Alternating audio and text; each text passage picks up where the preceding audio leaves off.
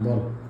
इथनं आहे ना कमरेचं इथनं जे मध्ये महाशिवरात्रीला आपण हे उचललं होतं पाहतो जेवणाचं ते तिथून थोडं त्रास झाला. ते 1-2 महिने झालं तिथून कवर.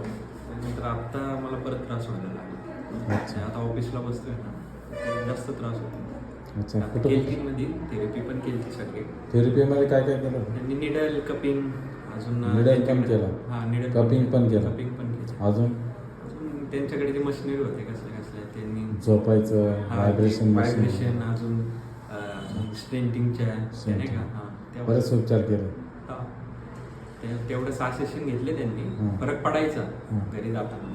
2-3 दिवस आता शनिवारावर सुट्टी असते ना पडायचा. परत सोमवारी कामाला बसलो परत त्रास होतो. MRI काढला नाही काढायचं एवढी काही गरज नाही म्हणली MRI. दुखतं तर आहे ना.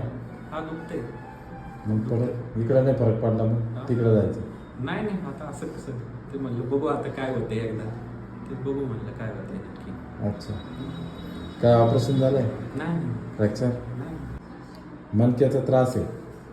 ठीक आहे ना. हो ते तुम्हाला MRI काढल्यावर कळलं. हां माझ्याकडे नाही बरं झालं मग MRI काढायचं. तो लास्टला तोच ऑप्शन लास्टला तोच ऑप्शन आणि MRI काढल्यावर मग कॅल्शियम व्हिटॅमिन D खायचं.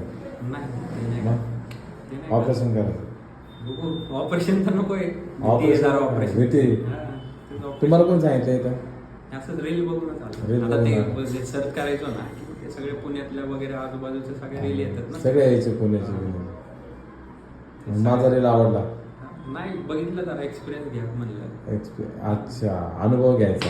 पाहिजे सगळीकडचं नाही तर अनुभव गेला पाण्यात. दुसरा डॉक्टर करायचा नाही.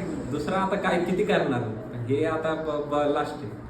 त्यानंतर मग प्रॉपर मग आता याला MRI करून काय असेल ते नक्की बघायचं काय जास्त असा एवढा नाही त्रास होत पण होतोय ना. हा होतोय बसल्यावर पेन होतोय. आता तुम्ही ऑफिसमध्ये काम